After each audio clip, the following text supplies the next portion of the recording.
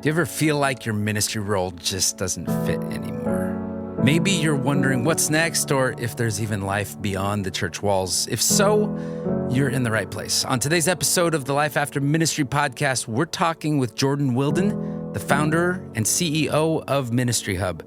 Jordan's been where you are, feeling the pull to step away from traditional ministry, but unsure of what comes next. And in this conversation, he'll share his own story of transition, how he started Ministry Hub, and offers some down-to-earth advice for anyone thinking about making a change. So whether you're curious about new opportunities or just trying to figure out your next step, Jordan's insights will help you see what's possible. Thanks for listening. This is the Life After Ministry podcast. Hey, welcome to the Life After Ministry podcast. My name's Matt Davis, and I'm here with Jordan Whilden, the founder and CEO of Ministry Hub. Hello, Jordan. Hey, Matt. Excited to be here today. Yeah, it's good to have you. We've met a few months ago, and because ministry paths and partnerships and some cool crossover and some incredible things that you are doing in the kingdom world, getting people placed and fitted and helping teams out. And so we'll get to that in a bit, but I want to talk about your ministry story, how we got to this point today. But you were in the church, you were in ministry. What did that look like? What was your role? What was that calling? How did God bring you in? Yeah, Matt, for sure. Yeah, I served in church context for about 8-10 years, variety of different roles. From a young age, kind of started to feel like God was calling me into ministry. That wasn't something I initially wanted or pictured. Had kind of thought about going into medicine, and that had kind of been a field of interest. Family was in that. But kind of during high school, started to feel like God was calling me towards ministry. And so wrestled through that and ultimately recognized following God's calling is best. And so pursued that, went to seminary, and then, jumped into a high school pastor role, which was really fun, getting to hang out with high school students and do all the crazy things that come with that. So was a high school pastor for about 4 years out in California, and then stepped into a role at a church in North Carolina where I got to oversee discipleship and small groups, community life, which was really exciting as well, building the strategy around that. So since you're not doing that still, there was something that brought you out. At what point did you know? What did somebody say, this is not going to be what you're doing anymore? Or was that something that you came up with all by yourself? Yeah, some I discovered on my own. I think a variety of factors. I think ministry, church ministry specifically, was really fun, really rewarding. I think during that season, there were some cool things I discovered about myself. And one of those is, just a passion for building things, for systems, processes, strategies, things like that. And so there were some opportunities to do that in my ministry career path, which I'm grateful for.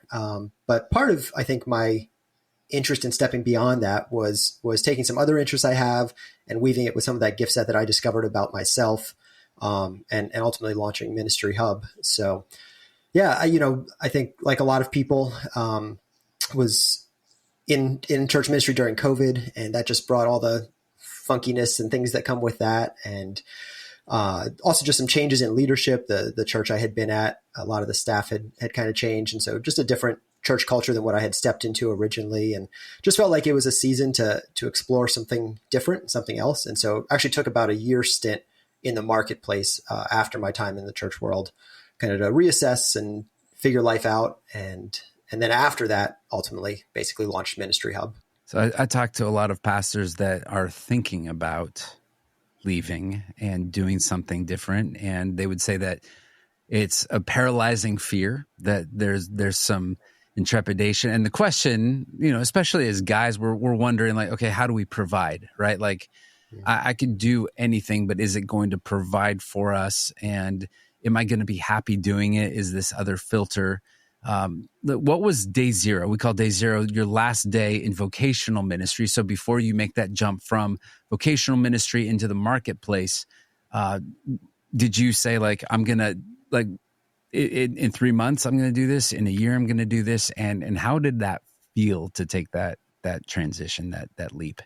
Yeah, it had been something I'd been considering for a little while. And so it was kind of percolating in the background of my mind, what could be next and when that might be. An opportunity came up that kind of moved pretty quickly. And so I think stepping out of the church context into the marketplace happened a little faster maybe than I would have pictured. But I think it was the right timing. I think I was more ready for it emotionally and spiritually maybe than I realized, or needed it more than I realized. I think there was a little bit of burnout and some church hurt and things like that. And so I think as soon as I kind of stepped into the next season in the marketplace, I think there was a breath of fresh air maybe, and some freedom that maybe I didn't realize I needed as much, at least in that chapter. And so for me, it was weird, right? I mean, after, 8-9 years in pastoral ministry, to step into something that's not pastoral ministry, like it just felt different, felt odd, but it was also refreshing and freeing in some ways. I think, for my soul and for my family and for a lot of things that maybe I didn't even fully realize until I took that step. I've been curious too, like what was the Sunday after? Right? Did you go straight to another church? Did you stay at that church? What was that process like? Yeah. So to be totally honest, the Sunday after, I don't think I actually went to church. I think I was like, hey, I've done Sunday duties enough, and took a breath just to rest and enjoy a Sunday morning at home. We did start going to church soon after and got plugged in to a local church. It's weird. I'm sure you hear this a lot on the podcast.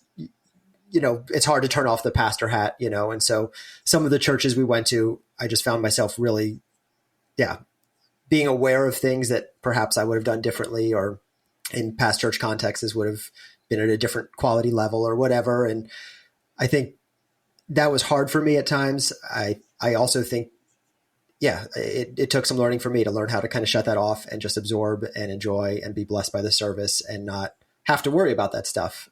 And so, the first few Sundays certainly were weird. I don't know. I don't know fully why, but I remember also feeling very like on edge.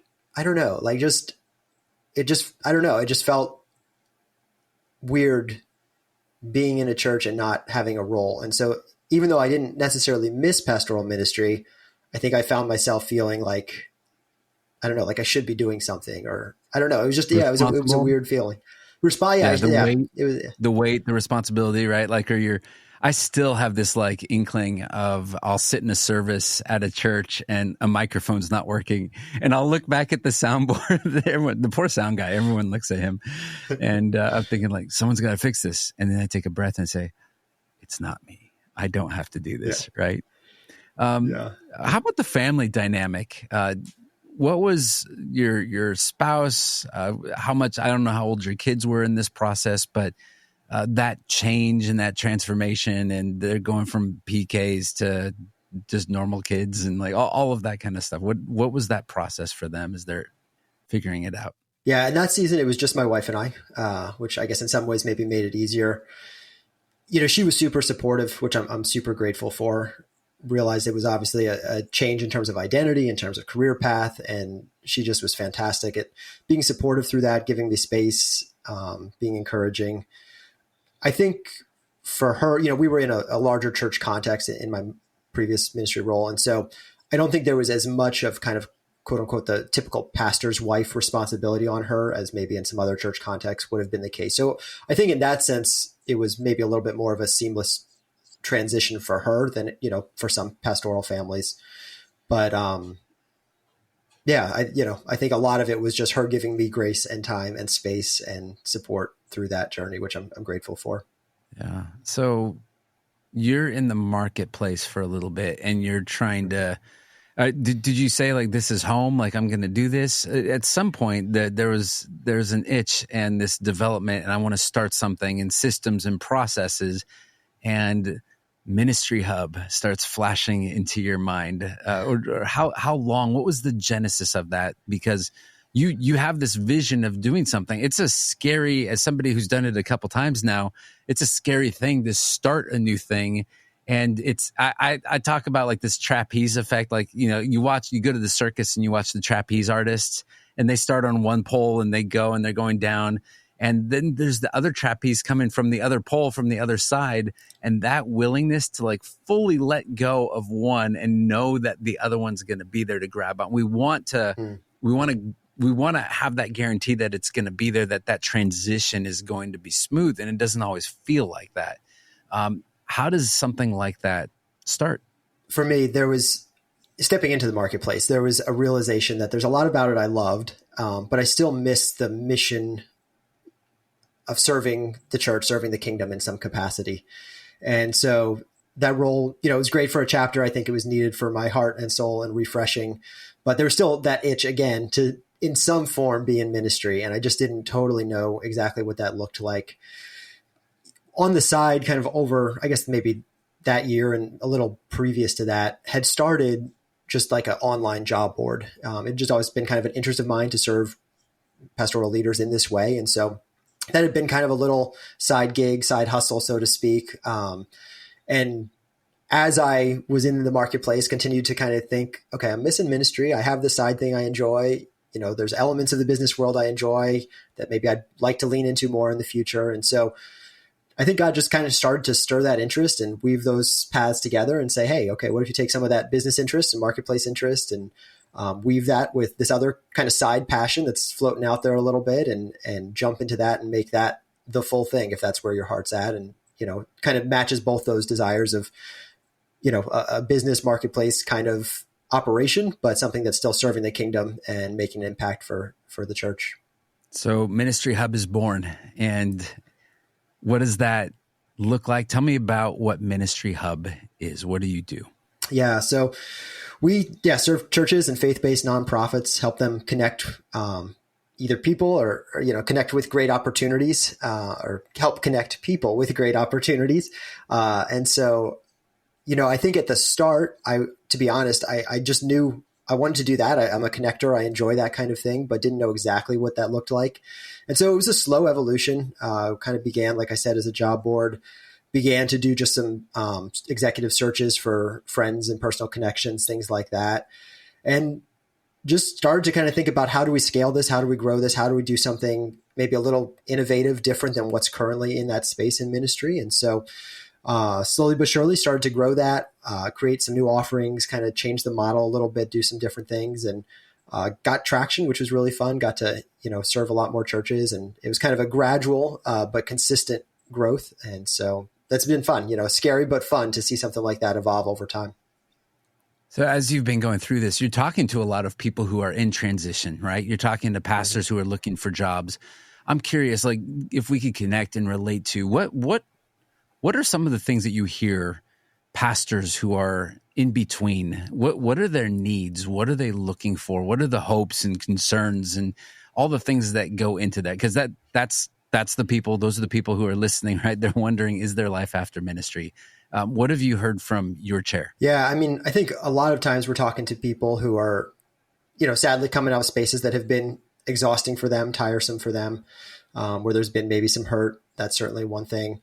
Other things are, family realities of just figuring out, hey, in this new season, maybe they've got aging parents or something. And so what does it look like to step out of a ministry maybe they love, but they're just having to make a transition to a new season? That can also be scary or tough, when you've invested in a community and for whatever reason need to make a switch. And so a big part of my heart was to create an organization that really does shepherd and pastor people through that process. And so we try as much as possible to support them through that journey, not just with connecting them with, new opportunities, but really encouraging them in that process, offering, valuable feedback in terms of resumes, LinkedIn, how to improve their approach, things like that.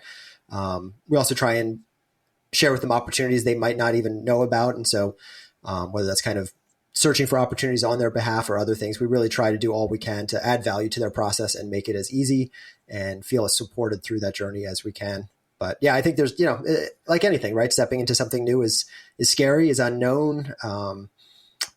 And so we want to be there to support them however we can. So that's on the side of pastors who are looking for that new thing. What about churches that just had to let somebody go, or they're experiencing a season of growth and they're now looking for someone? I think on the executive search side of things, you guys do it a little differently, and I really like it. Tell me about that process. Yeah. So one of the things I realized is, in the ministry staffing space, there tends to be kind of just one dominant model.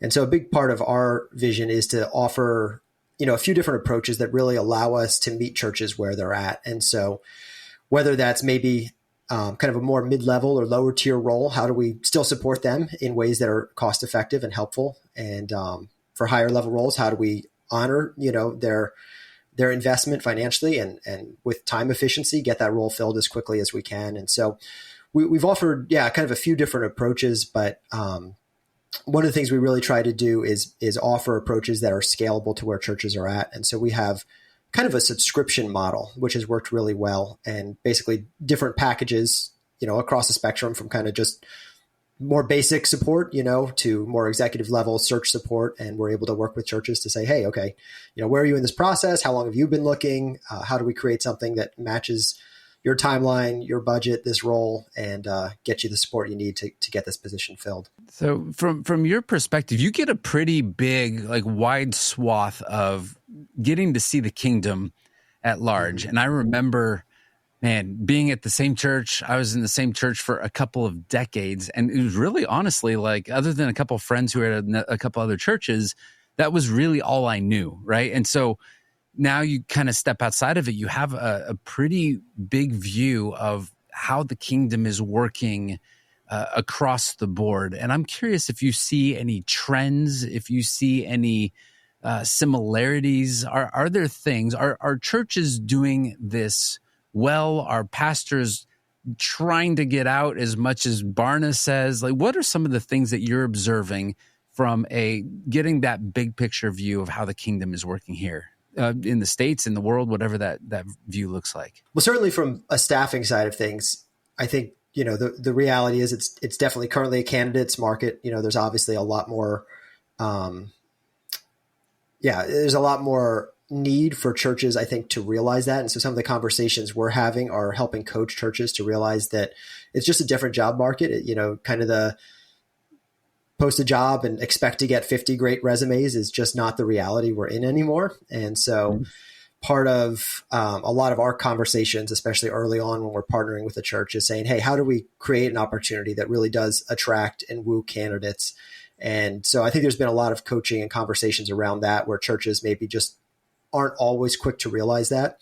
I think, you think of just job postings in the marketplace, right? What are some of the perks and benefits, and not always, high compensation, but just, we're investing in you as a candidate, in different ways in your growth, or whatever it might be, some of those soft things that help candidates really feel like, okay, this is an opportunity where I can grow, where they're caring for me, where they're investing in me, and kind of selling the opportunity, to candidates. So I think that's something that I've seen churches maybe miss sometimes. We've kind of had to do some coaching around how to create more attractive opportunities just because of the market we're in right now. So even though it's a candidates market, which is an interesting way to talk about the church, right? But it's the words we have to use, right?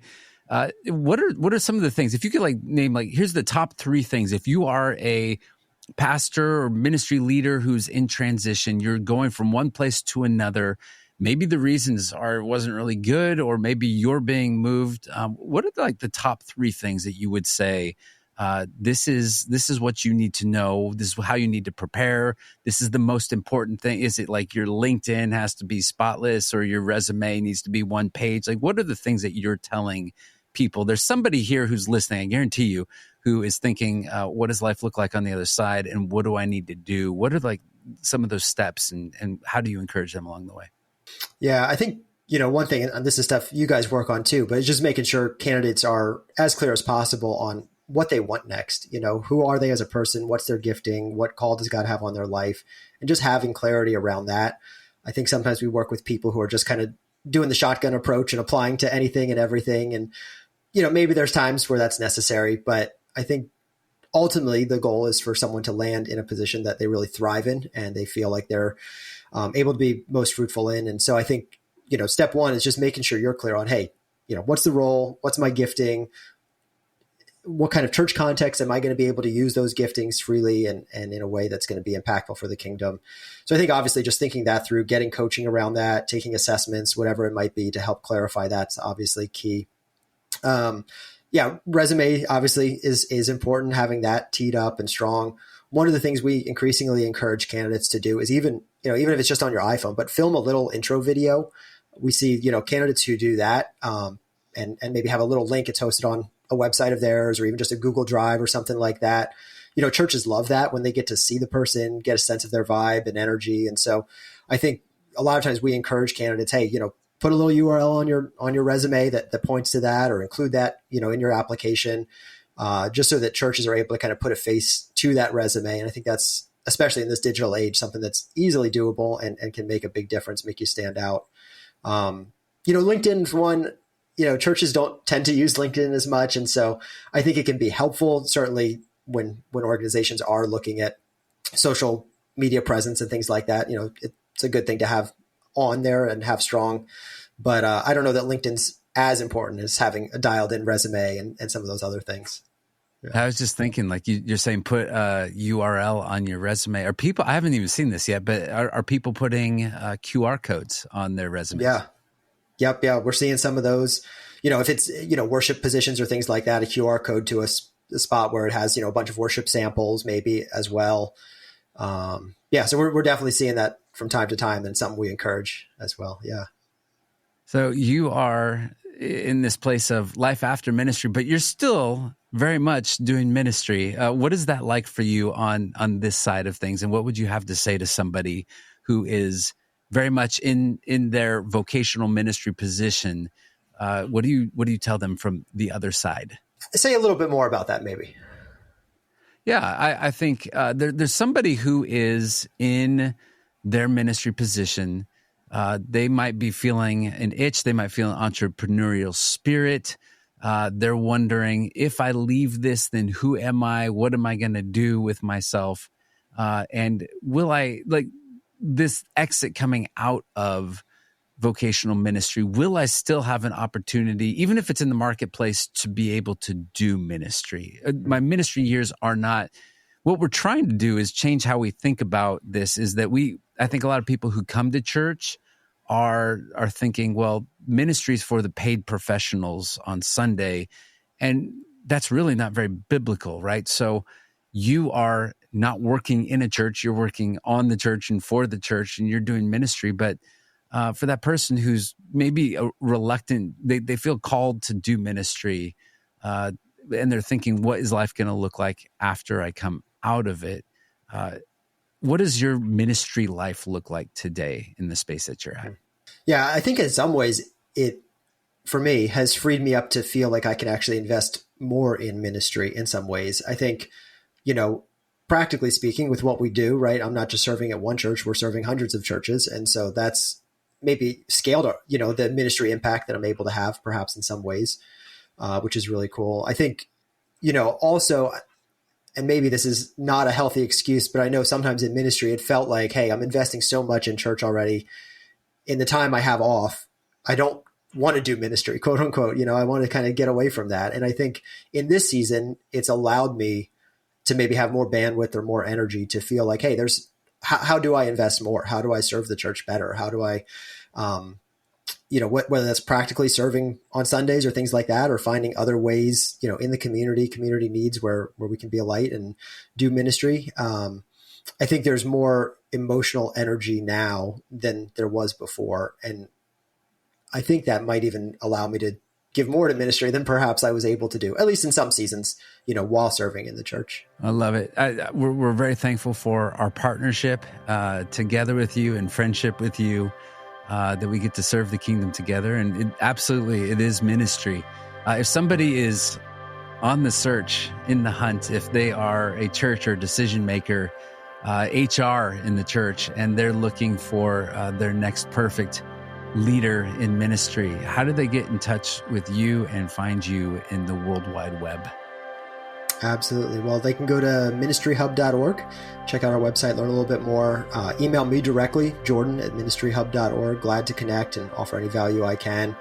And then, if they're early in their process and just want to kind of post a job or anything like that, feel free to email us. We can get them hooked up with a discount and get a coupon code so they can get that job live. But beyond that, glad to chat, add any value we can, and support them in their process. Jordan, so good to be doing ministry with you. Thanks for being here on the Life After Ministry podcast. Thanks, Matt. Hey, thanks for joining us for this chat with Jordan Whilden. If you're in that place of wondering what comes next, I hope his story gives you some hope and practical next steps to take transitioning out of ministry, it's not the end. Really, it's a chance to find where you're really meant to serve. And remember, you don't have to do this all by yourself. Don't be a lone ranger. Many of us are lone rangering in ministry. Don't come out of ministry and do the same thing. Jordan and his team at Ministry Hub are there to help. They are partners with us on pastoral transitions. And so oftentimes we work together on helping leaders find out what's next, and we help churches find out who's next. So you can look at ministryhub.org and see how they can support you. And if this episode spoke to you, then share it with somebody else who might need it. Until next time, take care, keep moving forward. Feel free to reach out to us at Pastoral Transitions. You can get us at talk@pastoraltransitions.com. We'd be happy to engage and talk and walk you through that next season, whatever it might look like. Shalom.